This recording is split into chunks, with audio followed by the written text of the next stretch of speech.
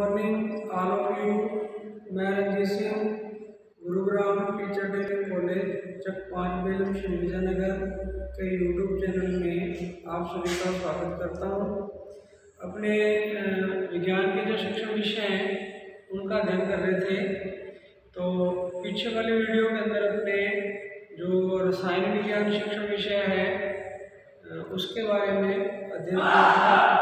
तो रसायन विज्ञान जो है केमिस्ट्री जिसको कहते हैं अपने, उसके अंदर अपने शुरू किया था जो टॉपिक टीचिंग मेथड, शिक्षण विद्या जिसको कहते हैं अपने, कि उनके बारे में अपने अध्ययन किया था। शिक्षण विद्या में आपको मैंने बता दिया था पीछे वाले वीडियो के अंदर कि शिक्षक जो है कक्षा में ज्ञान का स्थानांतरण करने के लिए, बच्चों को ज्ञान का संप्रेषण करने के लिए जो तरीके या विधियाँ अपनाता है उनको अपने शिक्षण विद्या कहते हैं। ठीक है, तो विधि जो है इसका अर्थ रीति या तरीका लिया जाता है ना।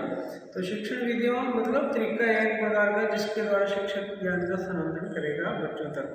तो अपने इनका जो है शिक्षण विधियों का समूहीकरण और इसका अर्थ और परिभाषा पढ़ ली थी पिछले वाले वीडियो के अंदर।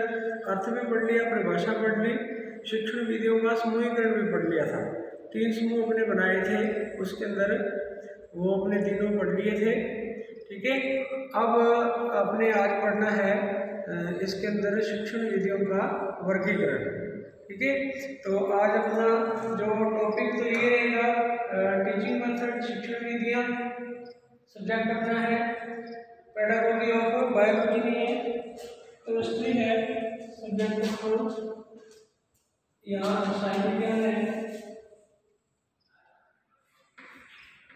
केमिस्ट्री। ठीक है, तो इसके अंदर अपना जो है टॉपिक टीचिंग मेथड ही रहेगा। तो इसके अंदर अपने आज पढ़ना है शिक्षण विधियों का वर्गीकरण, क्लासिफिकेशन जो है, मतलब कितने भागों में अपने इनको बांट सकते हैं, इनका जो है अध्ययन कर सकते हैं। तो मुख्य रूप से इनको अपने 2 भागों में बांटते हैं शिक्षण विधियों को। पहला है शिक्षक केंद्रित शिक्षण विधियाँ, ठीक है, और दूसरा है छात्र केंद्रित शिक्षण विधियाँ। ठीक है, अब अपने दोनों को पढ़ना है। तो पहले अपने जो है शिक्षण विधियों का वर्गीकरण पढ़ेंगे, उसके अंदर ये पढ़ेंगे, फिर अपने उधर छात्र केंद्रित पढ़ेंगे। ठीक है, तो पहले अपने इनका अध्ययन करेंगे कि शिक्षक केंद्रित शिक्षण विधियाँ कौन कौन सी हैं, है ना, इनकी क्या विशेषता है, फिर अपने पढ़ेंगे छात्र केंद्रित। तो पहले अपने शुरू करते हैं शिक्षक केंद्रित शिक्षण विधियाँ। अब शिक्षक केंद्रित शिक्षण विधियाँ जो है, ये शिक्षण विधियाँ जो है नाम से पता चल रहा है शिक्षक केंद्रित है, मतलब इसके अंदर जो शिक्षक है वो मुख्य भूमिका में होता है और छात्र की जो भूमिका है वो गौण रहती है ना। छात्र जो है वो ये मानो कि निष्क्रिय रहता है और शिक्षक जो है वो सक्रिय रहता है। छात्रों की सहभागिता होती है लेकिन मुख्य भूमिका शिक्षक की रहती है। तो शिक्षक केंद्रित जो शिक्षण विधियाँ हैं इनके अंदर ये इनकी कुछ अपने पढ़ते ऊपर इनकी बातें हैं। जैसे परंपरागत होती है, परंपरागत मतलब जो पुराने समय के अंदर शिक्षण विधियाँ उपयोग में ली जाती थी बच्चों को पढ़ाने के लिए, है ना, और लंबे समय से जो चली आ रही है, तो वो शिक्षण विधियाँ परंपरागत है। पुराने समय के अंदर जो शिक्षक है बच्चों को ज्ञान देने के लिए लगभग इन्हीं विधियों का उपयोग करता था जो शिक्षक केंद्रित थी। शिक्षक इसमें मुख्य भूमिका में होता था। और परंपरागत के बाद मुख्य उद्देश्य जो शिक्षण विधियों का ज्ञान का स्थानांतरण करना होता है।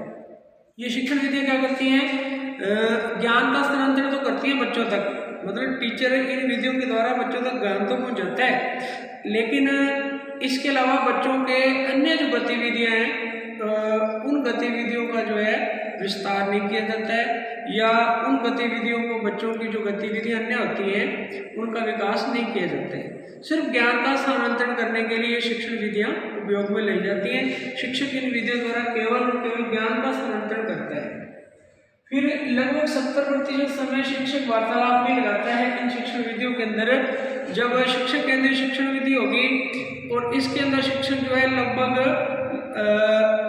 जो कक्षा के अंदर क्लास है उसमें लगभग 70% समय क्लास का जो है वो वार्तालाप मतलब अपना ज्ञान बच्चों तक पहुंचाने में समय लगाता है। ठीक है, बच्चों की सहभागिता इसीलिए कम है क्योंकि 70% समय जो है उसमें तो शिक्षक वार्तालाप करेगा, मतलब अपने ज्ञान का बच्चों को स्थानांतरण करेगा, बच्चों की सहभागिता कम रहेगी।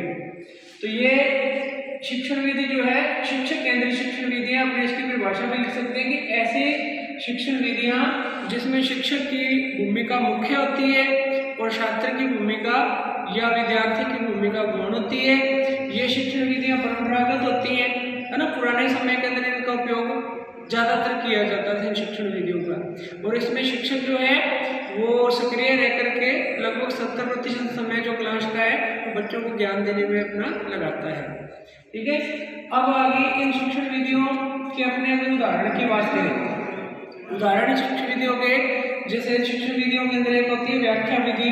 जब अपने शिक्षण विधियों का आगे वर्गीकरण के बाद एक एक करके शिक्षण विधियों का अध्ययन करेंगे, टीचिंग मेथड जो है, तो उनमें एक आएगी व्याख्या विधि। ठीक है, व्याख्या विधि जो है ये एक शिक्षक केंद्रित शिक्षण विधि है। व्याख्या विधि के अंदर शिक्षक क्या करता है, जो विषय वस्तु होती है बच्चों को जिसको पढ़ाना है उसकी व्याख्या करता है कक्षा कक्ष के अंदर। जैसे कोई बच्चा बुक पढ़ रहा है उसके अंदर जो विषय वस्तु है तो शिक्षक जो है उसकी व्याख्या करता है साथ साथ। ठीक है, तो लंबे समय तक शिक्षक कक्षा कक्ष में व्याख्या करता है, बच्चे शिक्षक की बातों को ध्यान से सुनते हैं। तो व्याख्या विधि है, व्याख्या विधि शिक्षक केंद्रित विधि है। इसमें शिक्षक जो है मुख्य भूमिका में रहता है, छात्र जो है वो गौण भूमिका के अंदर रहते हैं। फिर मौखिक संप्रेषण की एक विधि होती है ज्ञान स्थानांतरण की, मौखिक संप्रेषण। ठीक है, वर्बली शिक्षक जो है बच्चों को बोल करके ही समझाता है और बच्चे उन शिक्षक की बातों को सुनते हैं, है ना। व्याख्या में तो शिक्षक जो है शामपट का सहारा भी ले सकता है, चार्ट का सहारा भी ले सकता है, किसी मॉडल का सहारा भी ले सकता है। ठीक है, कोई भी प्रदर्शन की जाने वाली वस्तु की सहायता से भी उसकी व्याख्या कर सकता है। लेकिन मौखिक संप्रेषण में शिक्षक केवल और केवल बोल करके ही बच्चों को समझाता है। तो ये जो शिक्षण विधियां हैं शिक्षक केंद्रित शिक्षण विधि है, इसमें शिक्षक की भूमिका मुख्य और छात्र की भूमिका जो है गौण रखती है। ठीक है, अब शिक्षक केंद्रित शिक्षण विधियों की कुछ विशेषताएं हैं जो हमने पढ़ती हैं। तो इसमें विशेषताओं में पहली विशेषता आ जाती है शिक्षक अधिक समय तक वार्तालाप करता है। ये मैंने आपको पहले बता दिया कि शिक्षक जो है वो लंबे समय तक कक्षा कक्ष में ज्ञान का स्थानांतरण करने के लिए किसी भी शिक्षण बिंदु जो है उसकी व्याख्या करता है और बच्चे उसको ध्यानपूर्वक सुनते हैं, है ना। शिक्षक जो है वो लंबे समय तक वार्तालाप करेगा, इसलिए बच्चे जो है हो सकता है उस समय में निष्क्रिय हो जाएंगे, क्योंकि बच्चों को सक्रिय रखने के लिए बीच बीच में बच्चों की सहभागिता जरूरी होती है। लेकिन इस विधि में ऐसा नहीं किया जाता है, शिक्षक अधिक समय तक वार्तालाप करता है और बच्चे ध्यानपूर्वक उसको सिर्फ सुनते हैं। ठीक है, ये इस विधि की विशेषता है। दूसरी विशेषता इस विधि के अंदर है शिक्षक सक्रिय और छात्र निष्क्रिय। अब लंबे समय तक शिक्षक जब वार्तालाप करता है और फिर बच्चे क्या हो जाते हैं, निष्क्रिय हो जाते हैं, है ना, और छात्र जो है निष्क्रिय हो जाएंगे, शिक्षक जो है वो सक्रिय रहेगा। तो इस विधि के अंदर शिक्षक जो है वो सक्रिय और छात्र निष्क्रिय हो जाते हैं, क्योंकि शिक्षक प्रधान शिक्षक विधि है, बच्चों की सहभागिता कम है इसमें, इसलिए बच्चे निष्क्रिय हो जाते हैं। अगला है पाठ्य वस्तु चयन शिक्षक अपनी सुविधा अनुसार करता है। बच्चों को जो पढ़ाई जाने वाले विषय वस्तु है ना, जो प्रकरण है, जो टॉपिक है, और उसका चयन अपनी सुविधा के अनुसार करेगा। बच्चों की सुविधा के अनुसार विषय वस्तु का चयन नहीं किया जाता। कहने का मतलब बच्चों की आयु, उनका मानसिक स्तर ध्यान में नहीं रखते हुए शिक्षक अपनी सुविधा अनुसार विषय वस्तु जो पढ़ाने वाली उसका चयन करता है। यह भी इस विधि की विशेषता है। फिर इसके बाद छात्रों की सृजनात्मक शक्तियों के विकास के अवसर नहीं दिए जाते हैं। बच्चों की जो क्रिएटिविटी है, सृजनात्मकता के बारे में आपको बता दिया मैंने पहले वाले वीडियो में। तो बच्चों की जो क्रिएटिविटी होती है, सृजनात्मक शक्ति है, उनके विकास के अवसर शिक्षक की स्थिति में बच्चों को नहीं रहते हैं, क्योंकि बच्चों की सहभागिता नहीं रहती, इसलिए बच्चों की सृजनात्मक शक्तियों के विकास के अवसर भी इस विधि में नहीं दिए जाते। तो ये इस विधि की विशेषताएं थी। अब इस विधि की कमियां आपको साफ साफ दिख रही है कि इसमें बच्चे को जो है मुख्य भूमिका में नहीं रखा जाता, शिक्षक की भूमिका प्रधान होती है। यह इस विधि की कमी बहुत बड़ी, क्योंकि बच्चों की सहभागिता होनी बहुत जरूरी है। ठीक है, तो ये थी अपने पास शिक्षक केंद्रित शिक्षण विधियां। ठीक है, अब अपने शुरू कर रहे हैं छात्र केंद्रित शिक्षण विधियां। तो इसके अंदर छात्र केंद्रित शिक्षण विधियां जो है, इसके अंदर अपने इसकी परिभाषा देखें तो नाम से अपने को पता चल रहा है कि ऐसी शिक्षण विधियां जिसके अंदर छात्र की क्रिया जो है या छात्र की भूमिका मुख्य होती है और शिक्षक की भूमिका गौण होती है। शिक्षक बच्चों को सीखने में सहायता करता है और मुख्य भूमिका बच्चों की रहती है। ठीक है, तो ये जो छात्र केंद्रित शिक्षण विधियां हैं, इसके अंदर एक तो ये नवीन विधियां, पहले हमने जो पढ़ा था वो परंपरागत थी, पुराने समय से जो चली आ रही थी। ठीक है, ये है नवीन शिक्षण विधियां जो वर्तमान की आवश्यकता के अनुसार, बच्चों की आवश्यकता के अनुसार शिक्षा विधियों द्वारा तैयार की गई है, बनाई गई है। ठीक है, नवीन शिक्षण विधियां हैं छात्रों को स्व उत्तरदायित्व वाला बनाती है। अब छात्र जब समय करके सीखेंगे इन विधियों की सहायता से, तो उनमें उत्तरदायित्व की भावना का विकास होगा। उत्तरदायित्व को अपना समझेंगे कि मुझे शिक्षक ने यह कार्य दिया है, मुझे पूरा करना है ना। जब ये बात सीख लेंगे तो उनमें उत्तरदायित्व की भावना आ जाएगी। ठीक है, तो छात्र जब समय करके सीखते हैं किसी भी क्रिया को, तो उनमें स्व उत्तरदायित्व की भावना का विकास होता है। यह शिक्षण क्रिया में भी आवश्यक है, शिक्षण क्रिया के अलावा। ठीक है ना, समाज में रहने के लिए भी बच्चे के अंदर स्व उत्तरदायित्व की भावना होना आवश्यक होता है। इसलिए ये शिक्षण विधियां स्व उत्तरदायित्व वाले बच्चे को बनाती हैं। फिर छात्र अपने अनुभवों का विश्लेषण करते हैं। ये जो शिक्षण विधियां हैं, इसमें बच्चे जो है अपना जो अनुभव ग्रहण करते हैं, या आप नहीं कह सकते बच्चे जो सीखते हैं, है ना। जब कोई कार्य बच्चों को दिया जाता है शिक्षक के द्वारा, बच्चे उस कार्य को करते हैं तो उन्हें उस कार्य को करने का अनुभव होता है, उसमें से उनको कुछ ना कुछ नया सीखने को मिलता है, तो वो बच्चे का अनुभव है। तो वो अपने अनुभवों का फिर विश्लेषण भी करते हैं, है ना। भी हमने जो अनुभव प्राप्त किया, आज जो सीखा, वो हमारे लिए अच्छा था, बुरा था, वो हमारे काम पे काम आएगा, है ना, उसे हम दैनिक जीवन में काम प्रयोग कर सकते हैं। तो ये होता है अनुभव का विश्लेषण करना। तो बच्चे इन शिक्षण विधियों में अपने अनुभवों का विश्लेषण भी करते हैं, क्योंकि बच्चा जब समय कार्य करेगा, उसे जो अनुभव होगा वो अपने साथ वाले बच्चों के साथ उस अनुभव को साझा करेगा और उस अनुभव का विश्लेषण भी करेगा। ठीक है, तो इसका उदाहरण अपने अगर देखना, जैसे कि अगर अपने गर्म वस्तु पे हाथ लगाते हैं तो अपने को प्रथम बार गर्म वस्तु पे हाथ लगाने से ये बात समझ में आ जाती है कि गर्म वस्तु पे हाथ लगाने से हमारा हाथ जल जाता है, ये हमारे को तो अनुभव मिल गया। तो फिर हम उस अनुभव का विश्लेषण करेंगे कि गर्म वस्तु पे हाथ लगाना चाहिए कि नहीं लगाना चाहिए, लगाने से क्या नुकसान होता है। ठीक है, इस प्रकार छात्र अपने अनुभवों का विश्लेषण करते रहते हैं। ठीक है, तो इनकी परिभाषा बनाने के लिए ऐसी शिक्षण विधियां जो नवीन होती हैं या नवीन है, और इसमें छात्र की क्रिया मुख्य शिक्षण की क्रिया जो है या शिक्षक की भूमिका गौण रहती है, और छात्र को केंद्र बिंदु मानकर इन शिक्षण विधियों का निर्माण किया गया है। अब इन शिक्षण विधियों के उदाहरण जो छात्र केंद्रित होती है, बहुत सारी शिक्षण विधियां लगभग ऐसी हैं सारी जो छात्र केंद्रित है। ठीक है, एक उदाहरण आपको लिखे हैं, जैसे प्रदर्शन विधि।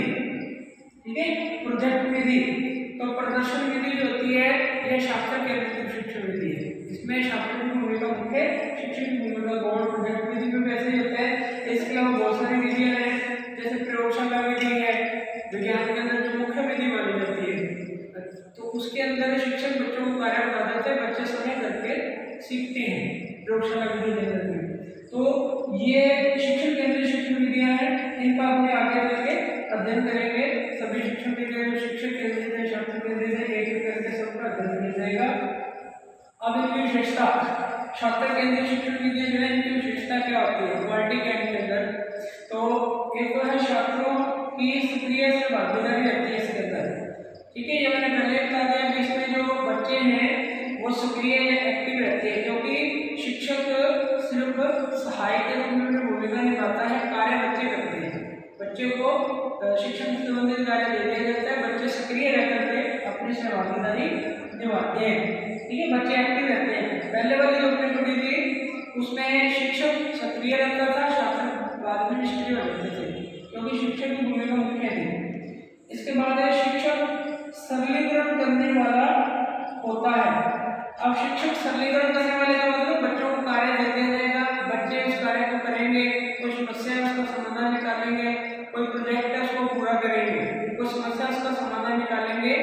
तो शिक्षक फिर क्या करेगा, अगर कोई बच्चों को कार्य दिया गया है, प्रोजेक्ट दिया गया है, कोई सिद्धांत दिया गया है, कोई प्रयोग दिया गया करने के लिए, अगर कोई समस्या आ रही है, समझ में नहीं आ रहा तो शिक्षक उनका क्या करेगा, सरलीकरण करेगा, बच्चों की उसमें क्या करेगा, सहायता करेगा ना, उसके कार्य को, अपने कार्य को आसान कर सकता है, उनको गाइडेंस कर सकता है ना, अपने अंदर उनको हिंट दे सकता है कार्य करने के लिए।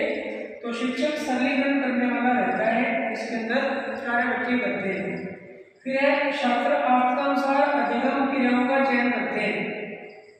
अब बच्चे जब समय करने की कोशिश करते हैं, समय सीखते हैं वीडियो में, तो फिर जो अधिगम क्रियाएं, मतलब बच्चे ने जो सीखना है, अधिगम का मतलब सीखना है, तो बच्चे ने जो भी सीखना है उस सीखने से संबंधित जो क्रियाएं उसका चयन भी अपनी आवश्यकता के अनुसार करते हैं।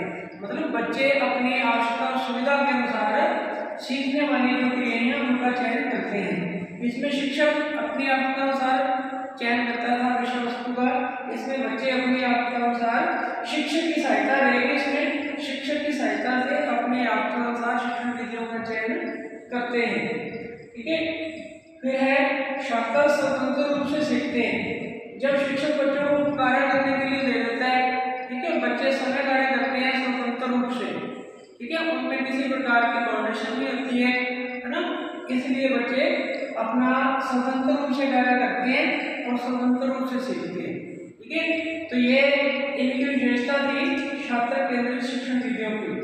ठीक है, नवीन विधियां थी, उत्तरदायित्व वाला बच्चों को बनाती थी, अपने अनुभवों का बच्चा विश्लेषण करता था, सक्रिय से भागीदारी रहती है बच्चे की भी और शिक्षक की भी। पहले वाले में शिक्षक सक्रिय था, बच्चे निष्क्रिय थे। ठीक है, तो आवश्यकतानुसार अधिगम का चयन करते हैं, छात्र स्वतंत्र रूप से सीखते हैं। तो ये शिक्षण विधियों का वर्गीकरण था जो हमने पढ़ा।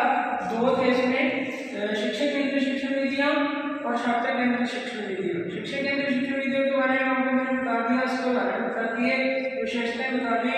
फिर हमने पढ़ा छात्र केंद्रित शिक्षण विधियां, इसकी विशेषताएं बता दी आपको, इसके उदाहरण बता दिए। अब दोनों में अंतर आपको पता चल गया होगा कि शिक्षक केंद्रित शिक्षण विधियां और अध्यापक केंद्रित शिक्षण विधियों में क्या अंतर है। ठीक है, पहला तो जो शिक्षक केंद्रित शिक्षण विधियां हैं, इसमें शिक्षक की भूमिका मुख्य रहती है और छात्र केंद्रित शिक्षण विधियों में शिक्षक की भूमिका मुख्य नहीं होकर बच्चे की जो है भूमिका मुख्य रहती है। शिक्षक केंद्रित शिक्षण विधियां जो है, इसमें कक्षा कक्ष के अंदर शिक्षक लगभग 70% समय जो है वो वार्तालाप के अंदर, मतलब अपना जो विषय वस्तु है उसकी व्याख्या करने में लगाता है। लेकिन जो छात्र केंद्रित शिक्षण विधियां हैं, इसके अंदर ज़्यादा समय जो है बच्चे समय अपना कार्य करने में लगाते हैं, न कि शिक्षक व्याख्या करने में लगाता है। फिर शिक्षक केंद्रित जो शिक्षण विधियां हैं, इसमें बच्चे निष्क्रिय रहते हैं और शिक्षक सक्रिय रहते हैं। जो छात्र केंद्रित शिक्षण विधियां हैं, इसमें शिक्षक और बच्चे दोनों ही सक्रिय रहते हैं, क्योंकि बच्चे कार्य करके सीखते हैं और शिक्षक उनके कार्य करने में सहायता करता है। अगर और बात करें तो जो छात्र केंद्रित शिक्षण विधियां होती हैं, ये नवीन विधियां हैं, है ना, जो बच्चों की मानसिक और शारीरिक योग्यता के अनुसार उनको पढ़ाने के लिए तैयार की गई शिक्षा विधियों के द्वारा। और जो अध्यापक केंद्रित शिक्षण विधि है, ये प्राचीन है, परंपरागत है, पुराने समय के अंदर इनका जो उपयोग किया जाता था। तो ये अपना टॉपिक कंप्लीट है। ठीक है ना, शिक्षण विधियों का वर्गीकरण जो था ये आपको मैंने बता दिया है। तो उम्मीद है कि आपको अच्छे से समझ आ गया होगा और इसके बाद अपने जो अगला टॉपिक है वो कल की वीडियो में शुरू करेंगे। Thank you.